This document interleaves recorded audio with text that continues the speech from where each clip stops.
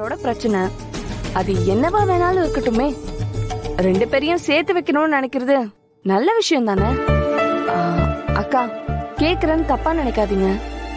உங்க வீட்டுக்காரருக்கும் உங்களுக்கும் அப்படி என்னதாங்க பிரச்சனை? அபி ப்ளீஸ், அத பத்தி பேசினாலும் எந்த பிரயோஜனமும் இல்லன்னு தான் நான் வேண்டான்னு இருக்கேன். அக்கா, என்னன்னு தான் சொல்லுங்களேன்.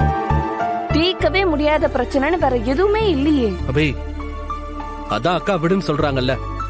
திரும்ப திரும்ப எதுக்கு அக்காவை டிஸ்டர்ப் பண்ணிட்டு இருக்க? ஃப்ரீயா விட. நம்ம பங்குக்கு அவங்களை கஷ்டப்படுத்த வேண்டாம். என்ன மனு, நீயும் புரியாம பேசுற? அவங்க இப்ப மட்டும் சந்தோஷமா இருக்காங்களா? அவங்க நல்லதுக்காக தானே யோசிக்கிறோம். அபி ப்ளீஸ். சரி, அப்புறம் உங்க இஷ்டம். ஆதி, பாரதி கிட்ட பேசிட்டீங்களா? என்ன சொன்னாங்க? பேசிட்டேன் மித்ரா. ஆக்சுவலா நான் உனக்கு தான் தேங்க்ஸ் சொல்லணும். நீ வந்து இப்படி ஒரு விஷயத்த பண்ணலான்னு ஐடியா கொடுக்காம இருந்திருந்தா எனக்கு அது ஸ்ட்ரைக்கே ஆயிருக்காது. Good idea. பாரதிக்கு அவங்க வீட்டுக்காரர் இருக்கிற இடம் தெரியறதுனால நீ பாரதியை கூட்டிட்டு போய் பாருன்னு சொன்னது 100% கரெக்ட்.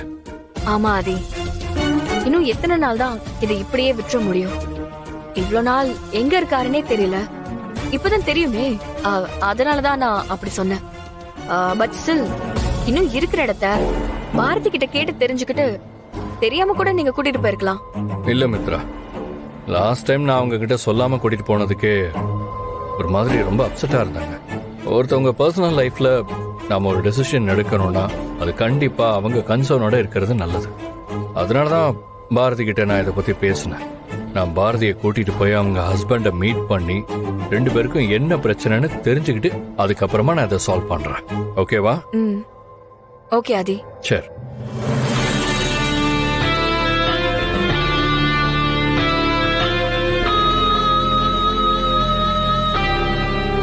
மித்ரா, மாஸ்டர் பிளானா இருக்கு. பாரதி அவ விரிச்ச வலையில அவளே வந்து மாட்டிக்கிட்டா. இல்லாத புருஷனை இருக்கிறதா சொல்லி இப்ப அவரை தேடி வர போறாங்க. நடக்கட்டும் நடக்கட்டும். புரியலனா? எல்லா விஷயமும் தெரிஞ்சும் எதுவுமே பண்ணாம இருக்கிறத விட கிடைக்கிற சான்ஸ் எல்லாம் யூஸ் பண்ணி பாரதியை எப்படி இந்த வீட்டை விட்டு அனுப்பலாம்னு யோசிக்கணும். Yes, you are right. பாப்போம், பாரதி எப்படி சமாளிக்க போறான்னு வெயிட் பண்ணி தான் பார்க்கணும். தம்பி, பசங்களை கொண்டு போய் ஸ்கூல்ல விட்டுட்டு ஏதோ முக்கியமான வேலை இருக்குன்னு சொல்லி சீக்கிரமே கிளம்பி போயிட்டாப்பா. பாட்டி, நீங்க சொல்றத பார்த்தா அவங்க வேலை இருக்குன்னு சொல்லிட்டு கிளம்பி போன மாதிரி தெரியல. அவசர அவசரமா என்கிட்ட இருந்து தப்பிக்கணும்னு எஸ்கேப் ஆகி போன மாதிரி இருக்கு. தெரியலையே தம்பி, நான் கூட அவசர அவசரமா கிளம்புறப்போ எதுக்குன்னு கேட்டேன். பட்டுன கோவம் வந்து எல்லாத்தையும் சொல்லிட்டு தான் பண்ணணுமான்னு கேட்டுட்டு சுடுதண்ணிய காலில் ஊத்துன மாதிரி ஓடிட்டா. என்ன பாட்டி, பாரதி இப்படி எல்லாம் பண்றாங்க? நான் அவங்க நல்லதுக்காக தானே யோசிக்கிறேன். அது அவங்க புரிஞ்சுக்கிற மாதிரியே தெரியல. இப்படி எவ்வளவு நாளைக்கு தான் அவங்களால எஸ்கேப் ஆயிட முடியும்? நான் அவங்கள விடுறதா இல்ல.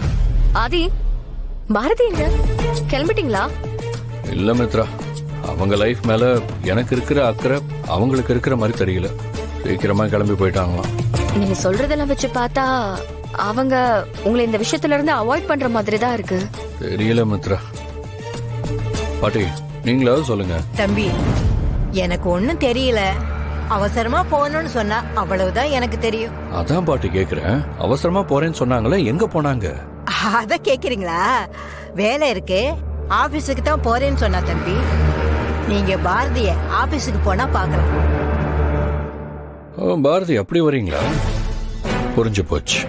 வீட்ல இருந்து எஸ்கேப் ஆகி போனா ஆபீஸ்ல அவங்கள ஒன்னும் பண்ண முடியாதுன்னு நினைச்சிட்டாங்களா? இன்னைக்கு என்ன ஆனாலும் சரி, பாரதி அவங்க வீட்டுக்காரரை பாக்கிறதுக்கு என்னை கூட்டிட்டு போயே ஆகணும். இதை யார் நினைச்சாலும் மாத்த முடியாது. இதோ இப்பவே ஆபீஸ்க்கு வரேன் பாரதி. நீங்க வேணா பாத்துக்கிட்டே இருங்க. இன்னைக்கு நாங்க நல்ல முடிவோட தான் வருவோம். அப்பதான் இந்த ஆதி யாருன்னு உங்களுக்கு புரியும். பாரதி, ஆதி உனக்கு ஒரு நல்ல விஷயம் நடக்கணும்னு தானே இவ்வளவு தூரம் யோசிக்கிறாரு. நீ ஏன் உன் வாழ்க்கையை செட்டில் பண்ணணும்னு நினைக்க கூடாது? இங்க பாரு பாரதி, இந்த உலகத்துல தப்பு பண்ணாத மனுஷங்க யாருமே கிடையாது. தப்பு பண்றவங்களை எல்லாம் தள்ளி வச்சா ஊர்ல யாருமே இருக்க மாட்டாங்க. இங்க பாரு, இங்க நம்ம மட்டும் தான் தனியா இருப்போம். ஆதிதான் அவ்வளவு தூரம் சொல்றாருல்ல, கிளம்பி போய் அவர் கூட பேசு. இங்க பாரு, எல்லாமே கண்டிப்பா நல்லபடியா நடக்கும். ஆமாங்கா, நீங்க எல்லாரும் நல்லா இருக்கணும்னு நினைக்கிறீங்க. நீங்க நல்லா இருக்கணும்னு நாங்க நினைக்கிறதுல என்ன தப்பு இருக்கு? மாமா கூட கிளம்பி போயிட்டு வாங்கக்கா. உனக்கு ஆதி நல்லது பண்றது ஓகே பாரதி, ஆனா அவர் இன்னொரு பொண்ணுக்கு கெட்டது பண்ணிட்டு இருக்காரே. கல்யாணத்தை பண்ணிட்டு இல்லன்னு சாதிக்கிற மனுஷன் இன்னைக்கு உன்னை புருஷன் கூட சேர்த்து வைக்கணும்னு நினைக்கிறதா எனக்கு ரொம்ப ஆச்சரியமா இருக்கு. எது எப்படியோ நல்லது நடந்தா சரி. அக்கா, நீங்க போய் பேசுறதுனால பிரச்சனை தீர்றதுனால கூட உங்க வாழ்க்கையில ஒரு நல்லது நடக்க முயற்சி பண்ண மாதிரி இருக்கட்டுமே. கொஞ்சம் நீங்க எல்லாரும் பேசாம இருக்கீங்களா ப்ளீஸ்? நீங்க எல்லாருமே என் வாழ்க்கையில இருக்கிற பிரச்சனை என்னன்னு தெரியாம உங்க இஷ்டத்துக்கு பேசிட்டு இருக்கீங்க. என்னால சொல்ல முடியாத, மறக்க முடியாத விஷயங்களை மறுபடியும் மறுபடியும் ஞாபகப்படுத்திக்கிட்டே இருக்கீங்க. அது உங்களுக்கு ஏன் புரிய மாட்டேங்குது? எனக்கு என்ன சொல்லி புரிய வைக்கிறதுனே தெரியல. ஒரு பொண்ணுக்கு கல்யாணம் தான் வாழ்க்கை, அதுதான் பாதுகாப்புன்னு நினைக்கிறவங்க கிட்ட இதுக்கு மேல என்ன பேசுறதுன்னு எனக்கு தெரியல. கசப்பான விஷயங்களை மறந்துட்டு நிம்மதியா வாழணும்னு நினைக்கிறேன். என்னை ஏன் திரும்பவும் எனக்கு பிடிக்காத இடத்துக்கு கூட்டிட்டு போகணும்னு நினைக்கிறீங்க? பாரதி, எல்லா கேள்விக்கும் பதில் தேட முடியாது. பதில் இருக்கிற விஷயங்களை தேடி போறதும் தப்பு கிடையாது. நீங்க என்ன சொன்னாலும் இன்னைக்கு நாம அவரை போய் பார்க்கிறோம். பிரச்சனை சரியாகுது சரியாகல, அதை பத்தியெல்லாம் நம்ம யோசிக்க வேண்டாம். இது ஒரு முயற்சி தான். அதையே நீங்க புரிஞ்சுக்க மாட்டேறீங்கன்னு எனக்கு தெரியல.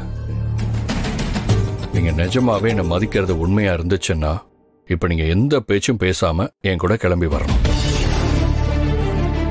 பாரதி, ப்ளீஸ் வாங்க போலாம்.